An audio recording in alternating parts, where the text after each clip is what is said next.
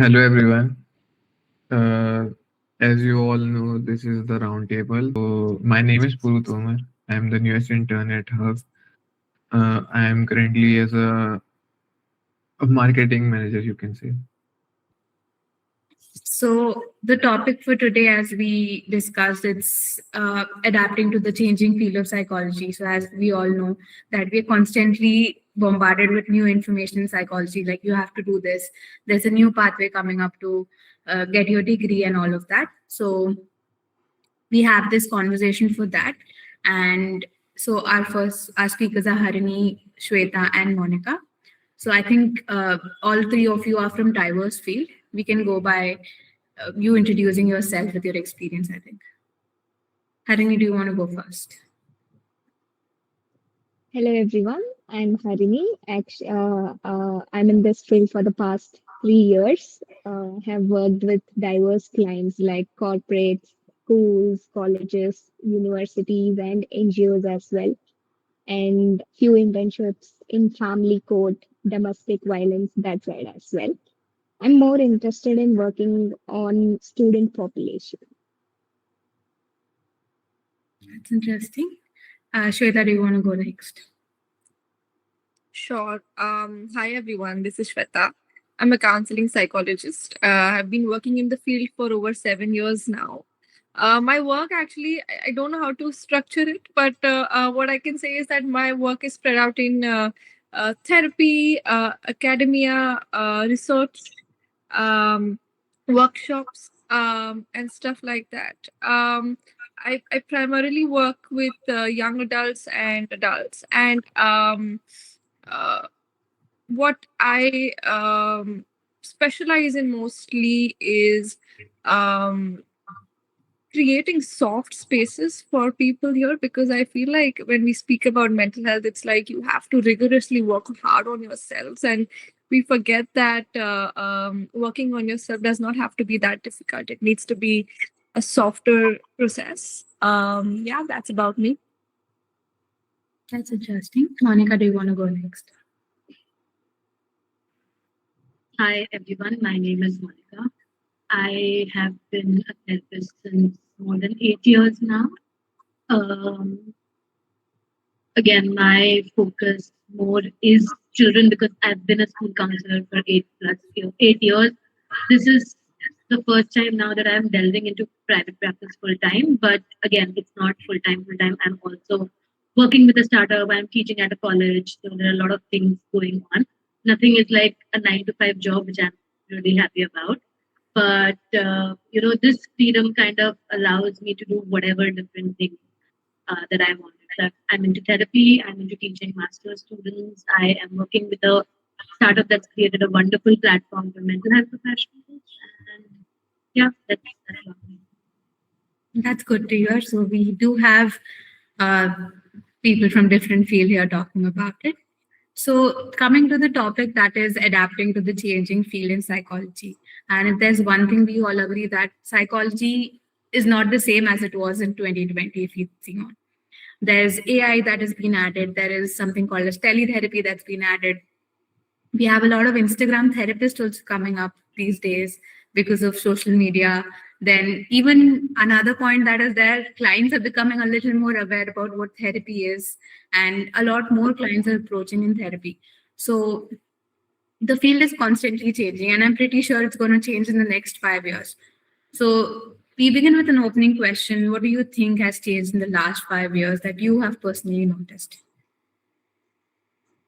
We can go with any one of you who wants to start about it.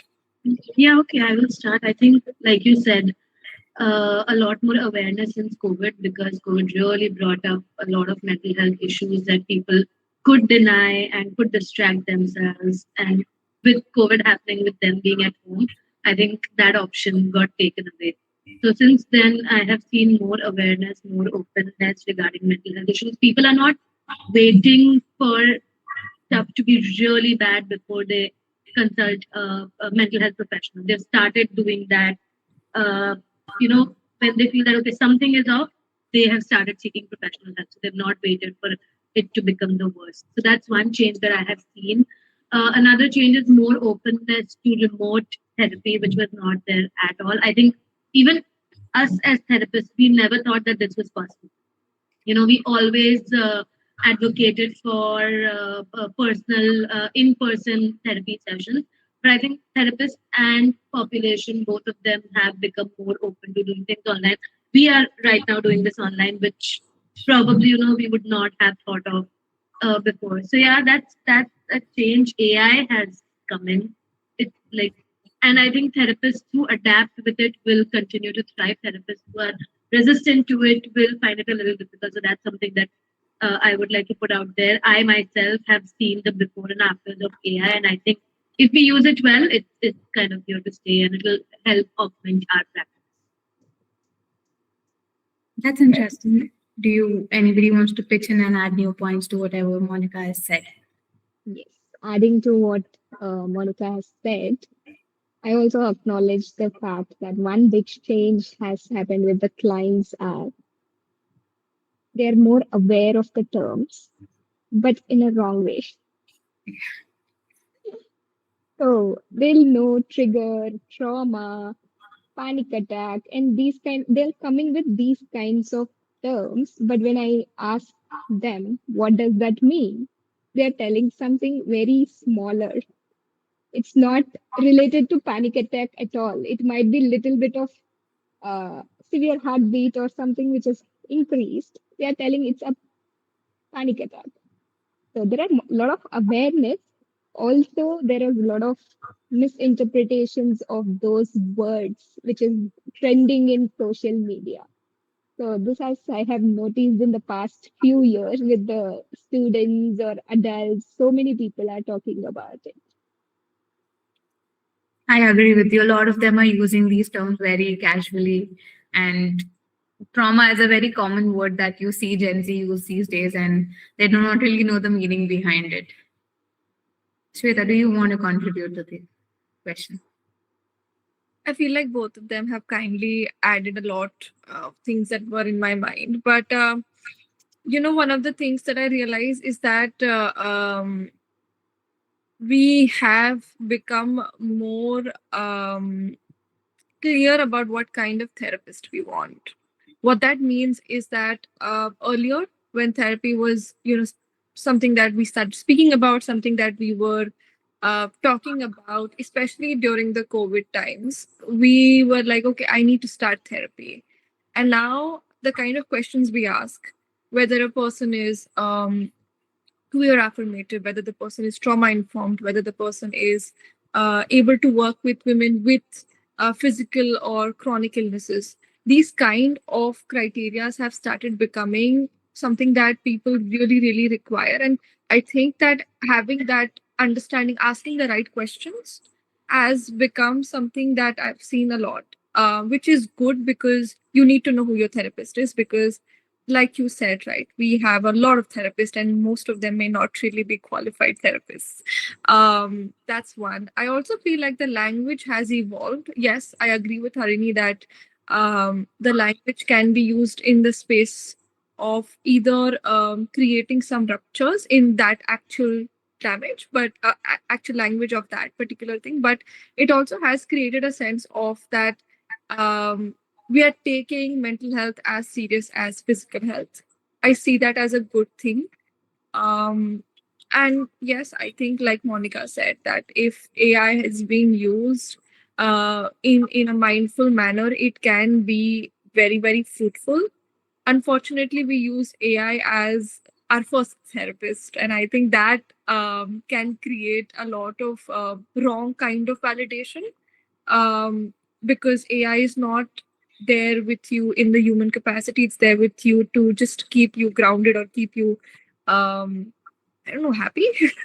I think it's like a illusion of happiness of, yeah, whatever you did is right. Yeah, you killed somebody. Yeah, Yes. it gives you answers of what you want to hear. Yeah. It's supposed to always be supportive and Yeah. positive. Yeah. So that's about my observation. So yeah. That's interesting. And coming to the AI point, I would like to add that, yeah, it has some benefits, but then it's also adding up to people looking at AI as emotional support. They'll go to ChatGPT and talk about how they're feeling, and obviously, ChatGPT knows you. It's going to answer you the way you want to hear about things. But somewhere I also feel it's helpful for us and therapists because a lot of note taking tools are coming out in AI because that's the most tedious task we have. And again, they are coming up with mental health screening. I think I know there are some companies that are coming up with online mental screening. I think that's a good point. But again, it comes up with their own cons again, people depending too much on it. Even though it's becoming a little more accessible to therapy, but people start because the main essence of therapy is human touch and not robotic thing. So I think AI is also becoming a pro and a con in the field of psychology for us. I think we had interesting points on this. Uh, Another thing that I would love to talk about is what do you think will change in the next 5 years in the field of therapy? We've talked about the past 5 years. What do you think will happen till 2030 if we had to talk about it? Can I start? Yeah. I feel that I'm sure my fellow psychologist friends would agree that when we were learning all the therapies that we have, none of them really apply to our context. Or majorly, even if we try to think about it, they are outdated or they don't apply to the times that we are in right now. And I think one of the things that I think I feel really bad about I did when I initially started is that I would always because we were trained by teachers like that, right? That you have to ensure that you're putting a client in a modality or in a you have to conceptualize your case in a way that they fit in a school of thought. So even if it's not applicable, you would still try to fit that client in, and then you would make your approach a little bit like that. And eclectic approaches were not really spoken about. Like, okay, we can do this.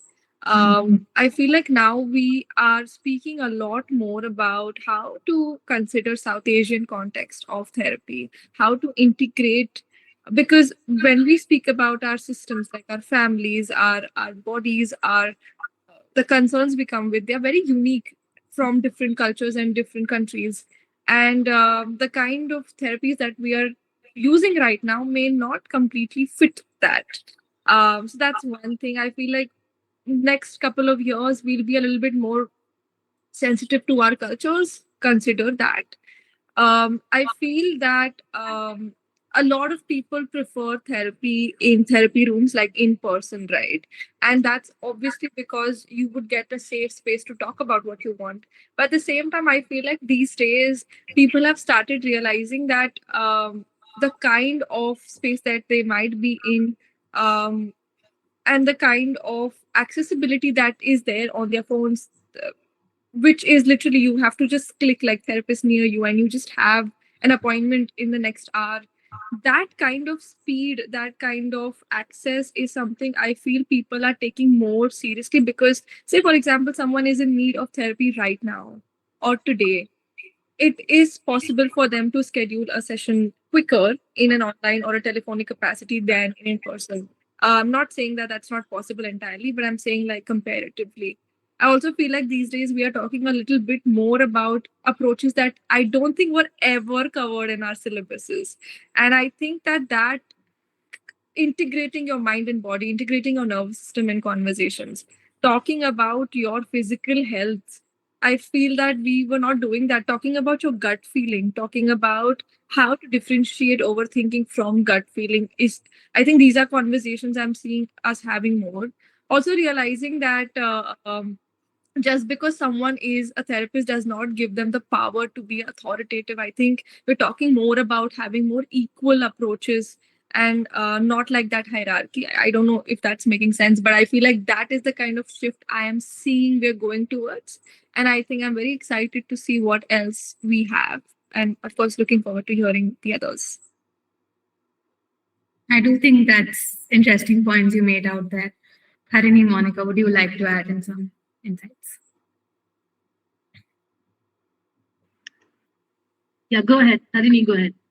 Okay, all right. So I acknowledging the point which Shweta has shared with us. As she said, when we comes to the therapeutic modalities of the tradition therapy or anything, it will be more westernized. The number of authors are more in Western culture than the Indian cultural aspects and all. And when it comes to Western culture, they are very more structural way. Anyone can able to learn it, more research based and evidence based. But we also have to look into the other side of Indian culture and the context and Indian culture when it comes to it's not actually absolutely the author who are writing. The lifestyle of people who are writing the values, how we have to carry forward like that. I wanted to give one example from the literature, Tamil literature. There is something called Tirukural.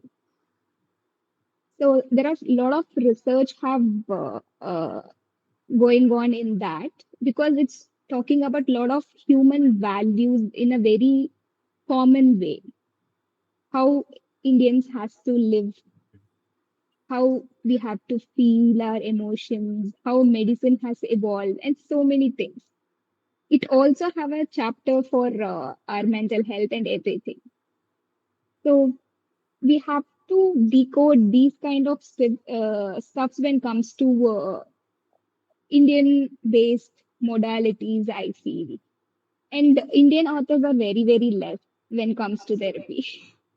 So, and it's not research based and standardized also as of now. And when it comes to AI, there are a lot of people I'm saying, seeing in therapy who have not only chat GPT. I don't want to mention those app names because a lot of people who doesn't want to express with or are scared or intimidated to express with the other person, they are using this AI as a coping mechanism. Certain apps for their romantic feelings, certain apps for other things like it also have educative stuff, mood trackers also. But this is very scary when we hear from the people in the field. So by 2030, it will we have to learn other than the traditional methods to facilitate these kind of things as well. As Shweta said, there is no modalities. One modality will suit the particular person. There are different modalities we have to use, but right now the solution focused thing has evolved more in therapies than the psychodynamic and other things. And when it comes to the lifestyle change also, it's very, very important. Previously, there only mental health is important. Right now, that awareness have arrived in the society, but only working on mental health won't obtain it for a long time. We have to collaborate with our other things as well. Holistic approach when you say your workout, physical workout, your energy levels, and your friends, your surroundings, your social well-being, everything we need to take care. So a lot of traditional method doesn't have these kind of stuffs. I feel only mental health, not the holistic way of approaching the therapy in a particular setting. So by 2030, we'll arrive there. I feel. Think that's a good insight. And I think I like the point where you said we need to include a lot more of Indian context because a lot of our therapies are based on Western standards. Monica, would you like to go back? Yes. Okay. I think one change by 2030 that I'm seeing is when you say I'm a psychologist, it won't raise as many eyebrows as it does now. So that is one hope. But yes, like Shweta and Harini said, a lot of mind body connection, a lot of Indian context. So I think somatic practices are going to be incorporated at a much larger level because the new generation of psychologists, the not really early career therapists, but the mid-level therapists, like someone who has 5+ years or 8+ years of experience, we are also seeing that it's not just CBT or REBT that's going to work. with clients, because we've tried that, and sometimes it does, but most of the times it's just, in the beginning it feels good, but then over a period of time it stops working, because that trauma literally stays in your body, and CBT and REBT are not equipped to deal with them at a more somatic level. So I think anything that involves somatization, the things that we used to laugh at before, when we used to see a video of somebody just literally shaking away their stress, that's something that we're doing now. I know there's this meme. I don't know if y'all, I'm sure you all must have seen this meme that blew up. Yoga se motapa kam hota hai. But that's tapping that we actually use. So hopefully in 5+ years, we are going to see that it's mind and body connection, and not just the mind or not the body. It's both of them put together that is going to lead to a quality life, a quality health. So that's one change that I see happening, and I think it's going to blow up as 2030 arrives. More insurance. I'm sure with SMHA regulations happening and RCI regulations already there, I think there are going to be more insurances that will start covering mental health. It will become more accessible for people who are struggling, and especially most of our population is middle income group. And middle income group, to be very honest, they cannot afford therapy. They cannot. I mean, a good therapist charges 2,000 rupees per session. Imagine spending 8,000 rupees for therapy per month at a salary of what, 30,000. It's not possible. So hopefully, more investment, more budget investment in mental health, because that is again, really coming up. And insurances, more insurances that we can use for mental health, more people, more therapists who are regularized, because they have the license from the SMHA, the State Mental Health Authority, and if they've gone for RCI, they have that registration as well.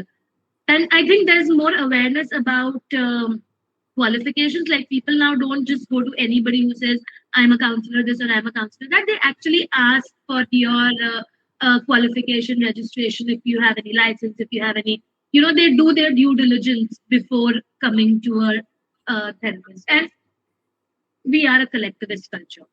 We have, like, there's this collective conscious that we all share as Indians. More and more therapists need to become aware. It's not just the Western studies that we can blindly, like Shweta said, we can't blindly just copy paste it over here. We have to understand that our culture is a collectivist culture. You telling someone that, okay, you know what, you need to move out. It's not, it's not easy, it's not possible, it's not doable.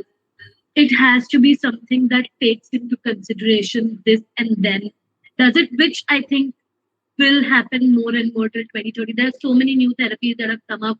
I recently heard about justice oriented therapy, which looks at therapy from the length of those people who have been done wrong by the system, by the government, like the LGBTQ community, people who are from the backward classes. So the justice oriented therapy actually looks at it from lens, which is such an Indian thing. It's so amazing that we've got something new coming up, and we can train ourselves, and then we can be even more empathetic and more open minded and more understanding of what the other person has gone. So yeah, I see amazing future for therapists, especially because art is one of the few fields that AI can't take over completely. So I'm really happy about that. But hopefully in terms of AI also, it will be more and more augmented. It will be more and more smart to understand that it's therapies at a superficial level. If deep work is required, it needs to send the person to us. So yeah. I think all three of you have made different points. Related to this, I had one more question. When we talk about things changing by 2030, what do you think the students also need to learn? Like, is there anything that you feel we all, as a student, I also felt that my teachers could have added this in my studies and all of that. But by 2030, what do you think the institutions or the universities need to add up for psychology students to build up their skills by 2030? I think that they need to add a lot. I don't see that happening 5 years is too less a time for things to change, because even colleges that are autonomous, they still teach the same old thing, you know. But yeah, there are new things happening, you know. There's more in terms of forensic psychology, sports psychology, all of those things are added. There are more options for psychologists, you know. It's not just either therapy or working in a school or working for organizations that pay you peanuts even though you're 5 years with them. There are a lot other options, but I really don't see that, to be very honest, happening. I don't know. Harini, Shweta, what do you all think? Harini, you want to go first? Okay. So, I think I've been teaching for many years, and I think I agree to Monica to this point that even if some colleges are autonomous, they end up teaching things which are sort of like um, something that's been validated and something that's like a, oh my god, like a short thing that has been taught for the last, like, I think 15ish years. But what I see changes now is that one is the department of psychology in the colleges that I have been to do invite, number one, people who are suited and are trained in that particular modality, which I think is a very big win for us, because earlier someone who was just um, aware about these therapies was teaching us the therapy. So we would only get a theoretical approach of that therapy or that particular chapter or that particular subject. Now it's different. The other thing is, because of NEP and because of these regular meetings with other departments and ensuring that your syllabus is revised, not big but small changes and revisions in the syllabus are happening, although I do agree that those changes take a little bit time to pan out, but that's happening. The other thing is, I think a blessing and a curse both is linked in for us right now. It's either all of us as psychologists debating on what's right and what's wrong, but another good part of that is that there are a lot of trainings which are accessible to students or to early career practitioners, that's there for people to get aware about what a particular therapy, what a particular modality really entails. So I feel like for students right now who are using social media, I would urge them to be on the lookout of these psychology groups or these collectives or even LinkedIn for that matter, to know that that's there. But again, when we speak about our times of when we were learning therapies, I think we only got three things: who is the therapy person, like who's made that therapy, what were the key concepts, and how, which population is it suited to. So for a 15-mark answer, we know all the therapies. um, and when you first day go to apply anything, all you know is a little bit of CBT, that's all. And that too, you're not sure if you're if you're aware.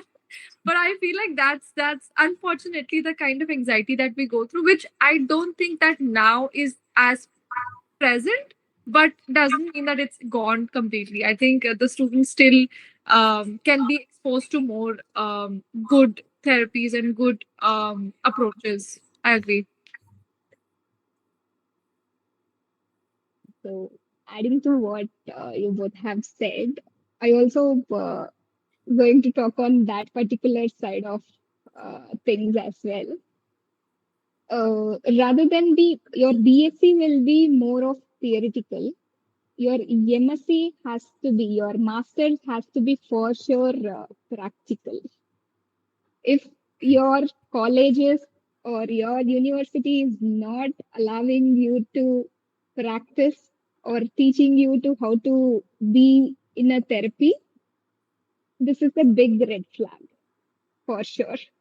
Because after that, you don't know what to do after getting into the field. And trust me, none of you will teach you how to take a counseling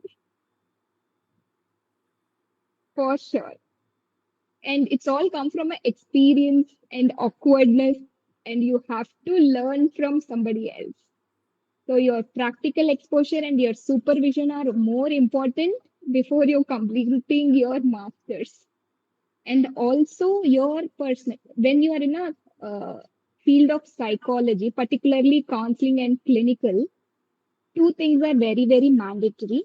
You have to take your own personal counseling session, and second is your supervision.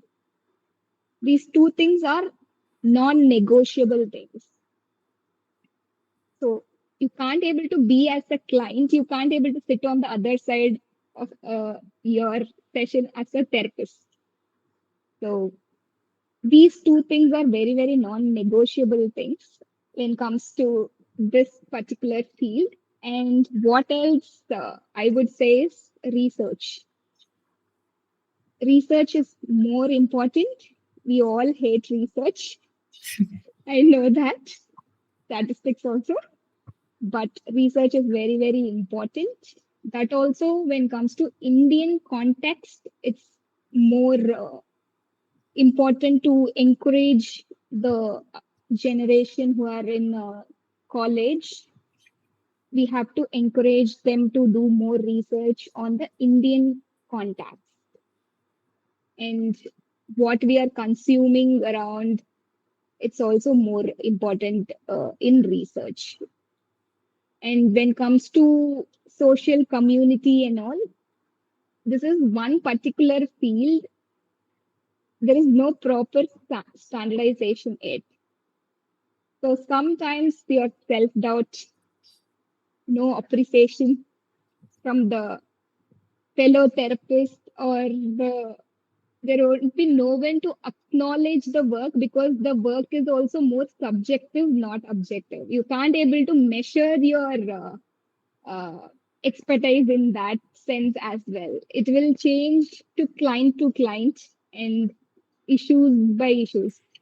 So if you work in an organization also, it's very difficult to measure your performance there. So there is always be that self-doubt thing. So connecting with the correct community around you in the field of psychology is very, very important for the early therapist, I feel, or else we'll also feel demotivated and not appreciated because early in the career, these are all the things I have faced. So these are all things are very, very important early in the career, I feel. I think even later in the career, like these are things that I face even now. I was just going to say that. I feel now that I've moved to private practice, it's so lonely. No dressing up for Diwali, no Diwali gifts, no Christmas, nothing, nothing. Like when I was in a school, it used to be an entire thing, and I had like an entire group, and it was so much fun. But being a private practitioner is very, it makes you feel it's very isolating. And that's why, like you said, it's very important to have that kind of group, which I see now building. Like if you see there's so many psychologist groups, there's so many, these meetups keep happening. Are you all from Bombay? Any of you all? So there are meetups happening in Bombay, and it gives us a chance to get together, to talk to each other, to make friends, to understand what's happening in the psychology field, because there are some who are constantly updated and they keep adding these details on the group. So it is, very, very important. And I see all these things happening as 2030 rolls in. Yeah. I think the networking events are up in the psychology field. A lot of them are putting meetups. Yeah. Oh, meetups, there are such nice. I think Aditya Birla, I don't know if this is like an ad or if you'll have to cut it, I don't know. But Aditya Birla had a nice mental health conclave the other day at Sahara Star, if I'm not wrong. It was such an amazing event. Like the lineup was great, the discussions were great, the food was great because Sahara Star. And it was like, oh, finally we get what psychiatrists are getting, the kind of respect and the kind of welcome, and the goodie bags and the food, and all of those things. So it feels like more and more of this is going to happen, like more and more of mental health is getting recognized now, and maybe we'll get to reap the rewards like psychiatrists do these days. I agree. Please call me the next time you go to Sahara Star. Done. So something from this conversation that I would like to ask again. See, I think Shweta, you were discussing about little more theoretical we learn, but we also have a base on traditional approaches that we have to carry along. how do you think we need to balance these traditional approaches with the modern approaches that are coming up? Because I feel somewhere traditional approaches gives us a foundation to build something. See, when I look at traditional approaches, I'm not going to bash any therapy modality. I think they're all intended to help, and I think they have helped a lot of people, which is why they've been featured on so many textbooks. So no one can take the credibility there. But I think, if I'm being very honest, something that I want to connect with the previous question is that we were not taught to be a psychologist. I think we were taught to be like people who are good in psychology through their grades, and that there is a very big difference between that. I think, uh, yes, once you receive your master's degree, you know that you're academically good in psychology or in the field that you're in. But what kind of therapist do you want to be? What kind of approaches do you want to integrate? If you ever decide to be a private practitioner, what is the kind of fee you should charge? These were not the things that were covered. And so I remember, the kind of collective that we have now. I think that it's also important to look back at your classrooms, right? When you were a student, that I feel like we were all in a competition with each other. And now though it's different because now we're all using the same AI, right? Like every assignment I receive, I know it's from the same prompt, and you can just see how similar they are. So unfortunately, you have to also realize that we are not in competition with each other at all, because ultimately 3 years down the line, you won't be in the same field, you won't be in the same job, you might have different things that might come up for you. And I feel that for me, one of the major गलतीज I made was that I thought that I feel that मुझे हर एक therapy में certification चाहिए, because मैं को तो लगता ही नहीं कि मुझे कुछ आता है। तो मैंने हर एक थेरेपी में, मतलब मुझे लगता है मैंने मेरे घर की जो पुश्तैनी जायदाद थी ना, मुझे लगता है एक एक करके थोड़ा सीबीटी में डाल दिया, थोड़ा मैंने टीए में डाल दिया, थोड़ा मैंने जेस्टॉल्ट में डाल दिया, थोड़ा मैंने एनिमल असिस्टेड थेरेपी में डाल दिया। And I don't even have an animal, I mean I don't know what I was doing, but all I know is that I was not guided well. And I just thought that maybe if I want to look like I'm a practitioner of that therapy, I should have a proof of it. And I think I was like, I don't want to ever go to jail because I don't know a particular therapy. And now I'm like looking at the kind of things I have in my CV, and I'm like, half of the things I'm not even using, and CBT is one of them. I did that certification. I love that it exists, but it was not for me. I was always into art and somatic practices, and I feel that I was like कि अरे कौन करेगा therapy में? Like who as a client will want to sit in a session where I'm telling them to draw their heart, for example.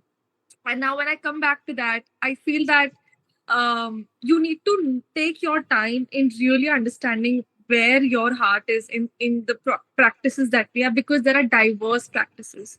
The other thing is, I don't think empathy or being there for the client, being a good listener will ever go outdated, because I think those are things that will never be out of style. Those are things that I think we should always look at, those counseling techniques, those skills that were a part of our chapters, that I think that will help you regardless of what kind of modality that you have. Because what's the point of having a session when you don't know what you understood from what the client said? How will you understand their body language? How will you convey your how you're agreeing or you're disagreeing, or whether you're okay, not okay in the session with your client? Even silence, for that matter. I see my students still struggling that, ma'am, hum silence kaise use kare as a technique? And I remember that हमें भी नहीं सिखाया था. Like these were things that we had to learn on our own. That okay, अगर मुझे खुद को silence से ऑकवर्डनेस है, तो मैं खुद भी हमेशा गैप्स फिल करने की कोशिश करूंगी in therapy sessions. But I think, as Harini said, your first criteria should be to go under therapy yourself and to have regular supervisions, because unless and until you don't do that, you'll realize that um, this is a very isolating field too, because unfortunately we don't end up helping each other out as much as we really want to, because we're all like कि भाई ये मेरा client ना ले ले, या ये मेरा business ना ले ले. But I feel like once you understand what kind of modality, what kind of approaches you have, you'll understand that every unique approach is something that the world needs, and population is big, and we'll probably find businesses regardless. But helping each other out should be a constant. I don't know if I answered your question. I think I went in my own imagica land of things. So sorry about that. No, no, I think you made your point because we all are rushing towards getting so many certifications. We do not know what we actually want. We are looking at the criteria. Okay, the client is going to see I have so many things. I need to be perfect in all of these things. And it used to actually work. We used to see all these certifications, we used to see all these letters next to. I don't know if you all have ever seen Dr. Avinash D'Souza's name and the degrees that he has. It's so impressive. It's like goals. If I am being like a good psychologist, this is goals, my name, and under my name like 100 other letters. So that used to happen. And to also add to what question you asked about traditional therapy methods versus modern ones, I think the modern ones have taken the basics from the traditional. Like you see, mindfulness, relaxation is such a behavioral therapy and cognitive behavioral therapy aspect. A lot of therapies use relaxation. I don't see any therapy that does not use relaxation right now. So the basics that were taught in CBT, in REBT, the confrontation part, the reflection part, the tracking part, all the new therapies are using that. But it has now become more person centered. It has now become more client led than therapist led, because CBT, REBT used to be so confrontational. I remember one of the uh, sessions, one of the courses, again, one of those expensive courses which cost more than my school fees. It was, I think, during one of those courses that an REBT specialist was called, and he asked for like one person from the audience. I raised my hand because free therapy, so I went on the stage and I was like, okay, let's therapize me. And REBT was so confrontational. It was so confrontational, and I ended up feeling, oh my god, I'm so uncomfortable right now. Why is he talking to me like this? Why is he saying these things to me? Now I know that even if I'm using REBT construct, even if I'm asking the client to do something out of their comfort zone, it is going to be led by the client. I am not going to force them. I'm not going to, use my authority to tell them that ये तो करना ही पड़ेगा. You don't have any option, but therapy का part है, तो you just have to. So I have seen that happening with newer therapists, with us who were older therapists and now have understood better. And very, very honestly, I understand the importance of therapy and supervision. But a lot of psychologists, me included, like I graduated in 2017, I could not afford, my salary was 20,000. How could I have afforded a supervisor or a therapist for that matter? And I was working in a mental health organization and I could not afford a therapist. And that is the truth for a lot of students even now. So, and our education system is such that I always recommend my students to first work in an organization, learn the ropes of the field, and then get into private practice. Because I've seen so many jump directly into private practice. Somehow they charge 3,500, somehow they get clients, but what kind of work are they doing? Because they're not taking supervision, nor they're taking therapy, nor they're working with an organization where someone can mentor. So, it is like, yes, we do still use a lot of traditional therapy techniques, but it is along with, other therapies, acceptance and commitment therapy, Gestalt, somatic practices, IFS, all of these. But you will always see like a psychodynamic थोड़ा तो मिलेगा, psychoanalysis थोड़ा तो मिलेगा, कहीं ना कहीं तो मिल ही जाएगा सारी therapy. Yeah. It's all about balancing with what the client wants. Yeah, absolutely. And some clients do work well with confrontation, and you can do that with them, but not all. So you need to know your client's personality, and that is something that still requires like a human understanding. AI can't do that. There's so many nuances for each person. Honey, would you like Nowadays, so many people need fast results.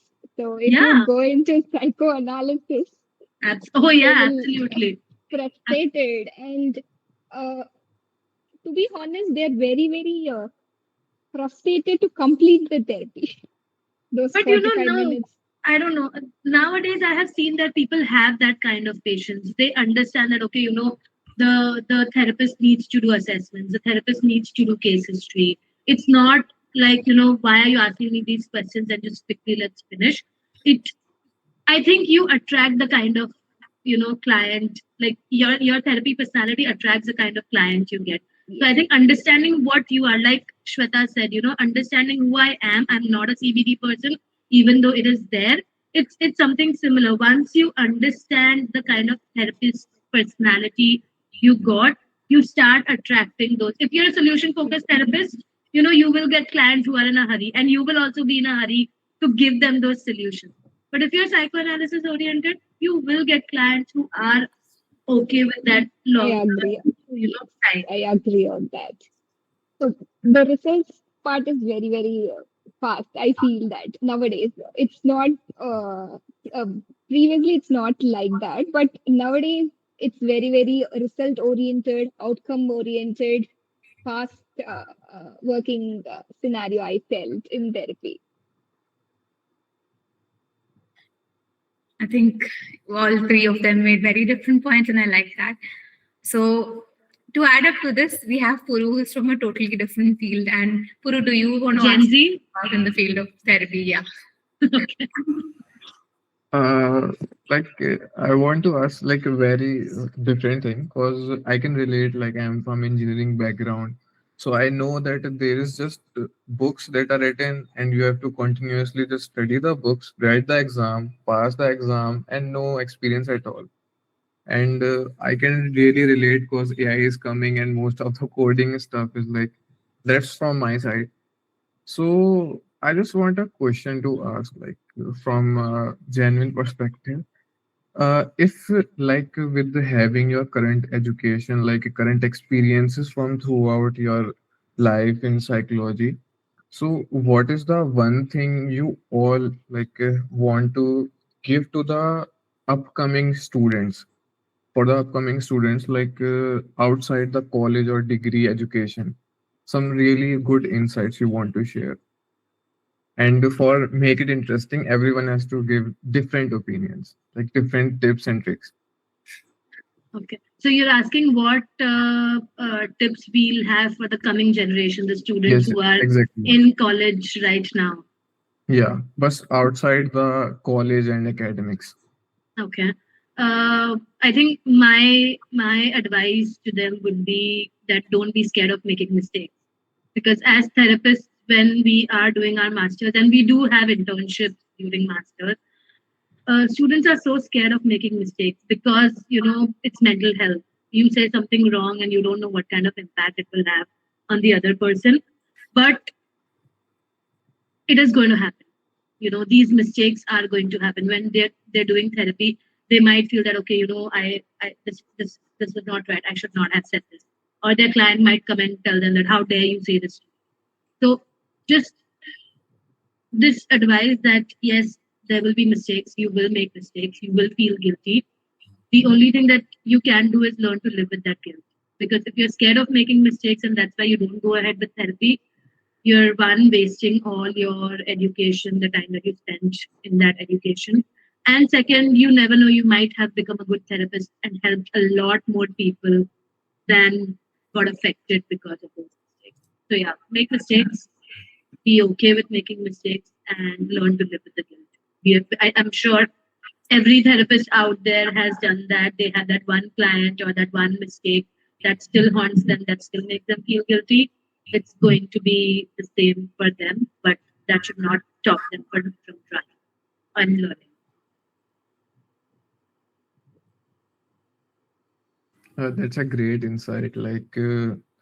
That's the one thing that in entrepreneurship that's basically tell you should not scared for failing. So I can really relate with that. So Shweta, what are your takes? I'll try not to make it very similar to what Monica said. And Exactly. I think because you kept us on the spot, so we can't even use AI. AI use करते हैं, उन तीनों का answer same होता. I think I don't have anything to suggest because I don't think I am in that space to suggest people something. I think suggestions and these kind of things they come with power. I really hope that we can shatter this power hierarchy, know it all kind of a thing. That's one. And the second thing is, I think don't pretend that you don't have a bad mental health sometimes. I think students sometimes pretend that just because we're studying psychology and we are trainees or we're interns or that we're becoming practitioners, that does not give you the, I think God does not give like a jadoo ka chhadi and you're like not going to have any experiences. Like, don't repress it or don't pretend that you're not affected. Please feel all the emotions. Please deal with everything. Start dealing with it, whatever it is that you're going through, because it will result in something physical, and that will be too much to deal with. Because our body and mind, they function together, and the more you think that you're not going through something, the more your body is going to be like, okay, we're going to show you what you're feeling, and that's going to be bad. So please take care of your mental and physical health and prioritize it. That would be something that I don't think was ever covered in my master's curriculum. Yeah, I think what I tell my students is doctor ko bhi bukhar aata hai na, तो तुमको भी mental health issues हो सकते हैं. So chill है, just get on with it, like deal with it. Yeah, like I'm like studied somewhere. Even a psychologist need a psychologist for himself. So that's the thing. So Harini, all So spotlight on you. yes, it's outside the psychology field, what you have to, outside your college, what you have to learn. You're not a psychologist in the outside world. You're a human being. You have The to great have one, the fun. greatest. You have to have fun. You have to be mad. You have to express everything. You're not a psychologist there. So, because a lot of people working in the field, they can't able to dissociate these two things because we are always on that formula thing. Okay, this trauma. These trigger.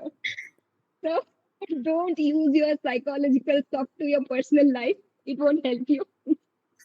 Like your client. Okay, so be human outside your learn how to be a human outside your college or outside your therapeutical settings. Switch off that psychologist mode when you come out of your therapy. This is the one important thing I will teach or suggest to the people in the field to learn. Yeah, I completely agree with Harini. You know, when you go out and when you tell people you're a psychologist, even if it is 3 a.m. at a party, they sit and start telling you their story. And I'm like, hello, dukan band hai. You know, you want to talk to me, you book a session, I charge this much, and then they're quiet because, you know, they're expensive. Exactly. Actually, sometimes they're not treating psychologists as a human being. They are Exactly. thinking we are a artificial intelligence. Sometimes we have all the answers to help them with there. Yeah. Even And friends, while talking with the friends, also there is. I'm started talking with my friend to confrontational and solution focused more. One time, my friend has told, "Okay, please stop. I'm not your client." That's okay, where the awareness begin for me as well. Okay, I'm a human being. I also want to talk with my neighbor as a normal human being. right. Absolutely. I think for me, I had to tell my friends that, you know what, I'm not a psychologist all the time. You need to chill.